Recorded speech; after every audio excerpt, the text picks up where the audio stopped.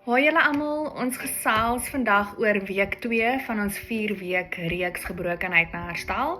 So vandag is week 2 se les en ons tema is loslaat en oorgee. So dalk sit jy vandag hierso en jy voel daar is soveel dinge wat jy sukkel om los te laat, jy sukkel om dit oor te gee. Dit het so groot houvas op jou want jy is so bang jy verloor beheer, jy is so bang, daai seer word weer oopgekrap en daarom hou jy terug en jy gee nie oor en jy laat dit nie los nie. So, vandag wil ek jou aanmoedig om jou gebrokenheid wat jy laasweek erken het, onthou laasweek se tema was erken jou gebrokenheid, so laasweek se gebrokenheid wat jy erken het, wil ek jou vandag aanmoedig om daai lysie te vat en dit los te laat en oor te gee aan God en hom te vertrou. Okay, so kom ons kyk gou na Spreuke 3 vers 5 tot 6 sê vir ons: vertrou volkome op die Here en moenie op jou eie insigte staatmaak nie. Ken hom in alles wat jy doen en hy sal jou die regte pad laat loop. Okay, ek het weer eens vir ons 'n paar voorbeelde, verhale uit die Bybel uitgevat wat oor loslaat en oorgee gaan. So kom ons kyk na die eerste een. Die eerste een wat ons dan gaan kyk is Abraham en Isak in Genesis 22. Kom ons kyk gou na vers 1 tot 2 sê vir ons. En die hoofopskrif daar is Abraham moet vir Isak opoffer en ek dink ons almal is bekend met die verhaal. 'n Ruk na die vorige gebeurtenisse het God vir Abraham op die proef gestel en vir hom gesê: Abraham, hy het geantwoord: hier is ek.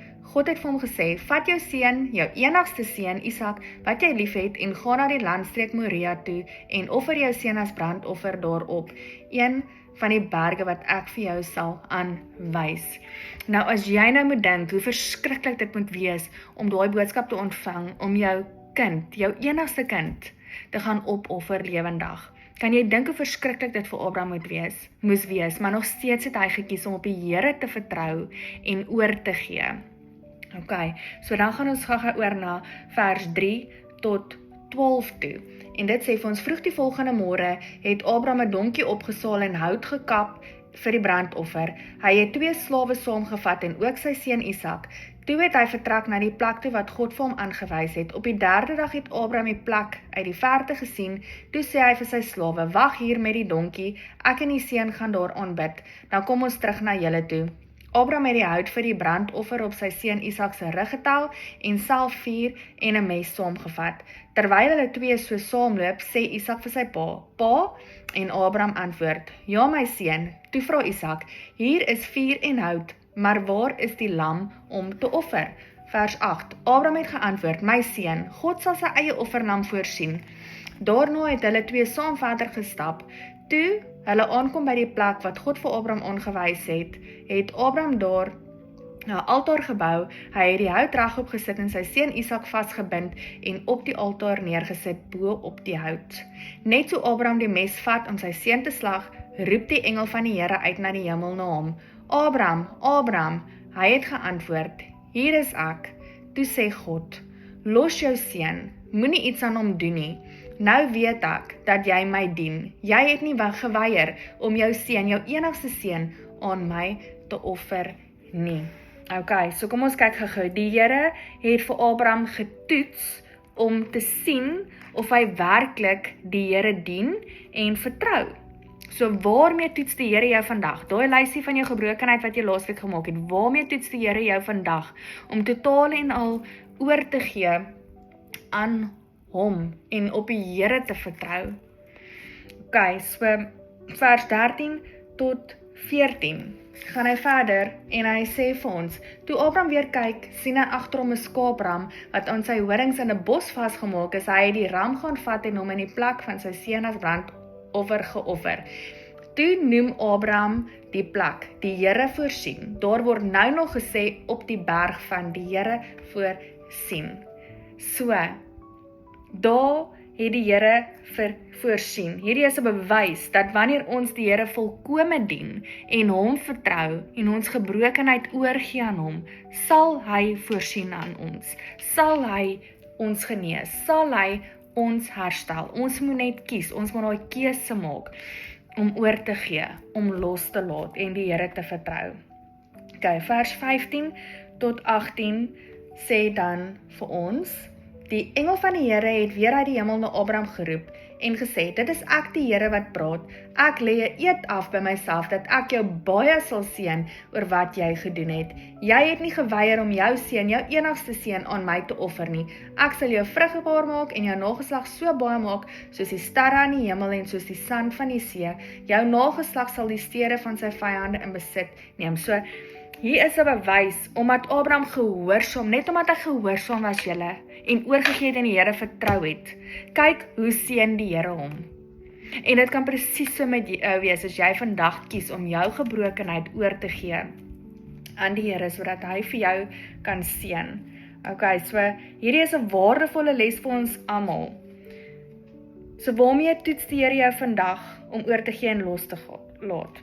Weereens, gaan jy gehoorsaam wees, sodat die Here aan jou kan voorsien en seën, of gaan jy kies om vas te hou daaraan? Okay. Die gesegde van jy kan 'n perd tot by die water bring, maar jy kan hom nie maak drink nie. Presies so dit vandag is, ek kan die woord vir julle bring, maar op die einde van die dag kies ons elkeen of ons daai woord vat en of ons dit los. Okay. Dan die tweede verhaal waarna ons gaan kyk is Hanna gee Samuel oor. Nou laasweek het ons ook oor Hanna gepraat, wat nie 'n kind kon baar nie, wat haar hart uitgestort het by die tempel, het haar hart uitgestort voor die Here en gesê, sy soek 'n kindjie en as sy 'n kind kry, beloof sy hom dat sy die kind sal teruggee aan die Here. En God het toe haar wens bewaar en sy het swanger geraak en sy het 'n seun Samuel in die lewe gebring. Okay? En so dit is in 1 Samuel 1 vers 24 tot 28. 1 Samuel 1 24 tot 28 en die hoofopskrif daar is, Samuel word na die tempel toegeneem. Okay, dit sê vir ons vers 24. Toe sy hom gespeen het sy hom saamgeneem en ook 'n 3 jaar oud bul, 16 kg meel en 'n kruik wyn. Sy het hom as klein seentjie weggebring na die huis van die Here toe in Silo. Okay, so daar, sy het beloof, die tempel waar sy gaan aanbid het en gesmeek het vir die kindjie. Daar het sy, toe hy gespeen was, met ander woorde, toe hy 'n klein seentjie was, het sy hom teruggevat na daardie tempel toe.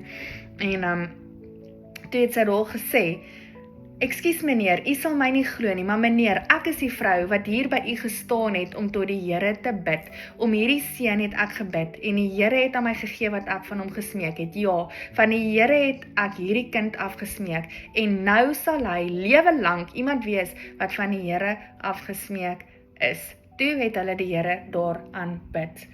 Okay, so hierdie storie is my baie interessant, want die Here seën vir Hanna met 'n seun, en nou gee sy die seun terug.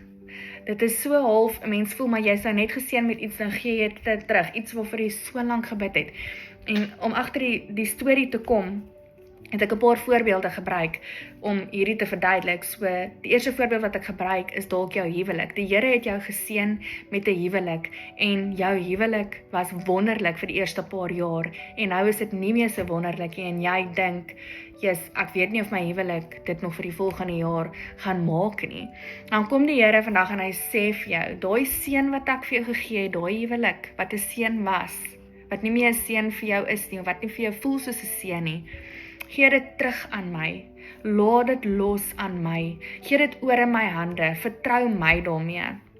So dit is waaroor hierdie hele verhaal met Hanna wat vir Samuel teruggee, dit is dat as die Here ons met iets seën, dat ons dit ook vir hom moet teruggee en hom vertrou daarmee wanneer dit nie meer gaan of is soos wat dit is nie. Dan nog 'n voorbeeld wat ek gebruik het is, jy het dalk gebid vir 'n werk en die Here het jou geseën met 'n werk, maar jou werksomstandighede is dalk so haaglik, jy voel net nie lus om elke dag werk toe te gaan nie. En so die skrif wat by my opgekom het toe ek hierdie voorberei het was Kolossense 3 vers 23 en dit sê vir ons, wat julle ook al doen dit van harte soos vir die Here en nie vir mense nie. So as jy in daai werksomstandighede is dalk vandag en jy is daai persoon wat voel, joh, dit is haaglike omstandighede, staan op en gaan werk toe asof jy vir die Here werk toe gaan en nie vir die mense wat saam met jou werk nie.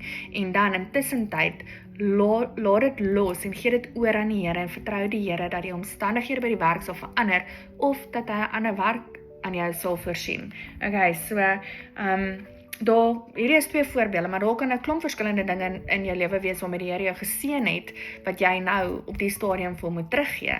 en wat jy hom jy moet vertrou. En dan, die derde enetjie, en dis ook die laaste ene, dit is Job, die verhaal van Job. So ek wil hê jy moet dit op jou eie gaan lees, want dit is lank. So gaan lees Job se verhaal, maar ek het dit kortliks vir ons opgesom, dat ons gaan kyk na wat Job alles verloor het in sy lewe. Job het sy besittings en sy rykdom verloor. Hy het al sy beeste, skape, donkies, alles wat jy aan kan dink het hy verloor. Met ander woorde, hy het sy hele inkomste verloor. Hy het sy kinders verloor, al sy kinders. Daar was nie een kind oor nie, al sy kinders het gesterf. Hy het sy gesondheid verloor, want hy was getref met pynlike sere reg oor sy liggaam. Hy het sy ondersteuning verloor, want sy vrou het naderhand vir hom gesê dat hy die Here moet vervloek, want hoe kan hy aangaan al hierdie dinge wat hom tref? So hy het sy vrou se ondersteuning in die proses verloor, en hy het sy waardigheid en respek verloor, want sy vriende het hom beskuldig en gesê, dit is sy eie skuld, dat hy deur hierdie pyn en lyding gaan. Okay, so nadat Job letterlik alles verloor het, julle, kan jy jouself gou indink, as jy al hierdie dinge moet verloor? Sal jy nog steeds in geloof staan en die Here dien? Na alles wat Job verloor het, het hy gekies om vas te staan in sy geloof en die Here te bly dien. Hoor wat sê Job in Job 1 vers 21, sonder iets het ek in die wêreld gekom, en sonder iets gaan ek daaruit. Die Here het gegee en die Here het geneem, prys die naam van die Here. Dit is wat Job gesê het, na alles wat hy deur is. So, dalk relate jy met een van hierdie dinge wat Job verloor het vandag, dalk meer as een, dalk 2 of 3 van hierdie dinge wat Job verloor het, wat jy ook dalk verloor het in jou lewe. En dit is 'n inspirasie vir ons om te volhard en aan te hou glo, aan te hou met ons geloof, aanhou om die Here te dien, afgesien wat? Want genesing en herstel is moontlik. Hoor gou, Job 42 vers 10 sê vir ons, nadat Job vir sy vriende gebid het die Here die omstandighede van Job verander en hom 2 keer soveel gegee as wat hy gehad het. Nou Job het baie gehad voordat hy alles verloor het, en die Here gee hom 2 keer soveel terug, net omdat hy gekies het om die Here te dien en in sy geloof vas te staan, afgesien van alles wat hy verloor het. Jy sien, want die ding is, Job kon gekies het om vir sy vrou te luister en die Here te vervloek, maar dan sou hy teen nooit die seëninge gekry het wat die Here toe op die einde van die dag vir hom gegee het nie. So daar moet ons kies, luister ons vir mense, luister ons vir God. Okay, sal ons vertroue in God of sal ons vertroue in mense? Okay, Matteus 24 vers 13 sê vir ons, maar wie tot die einde volhard sal gered word.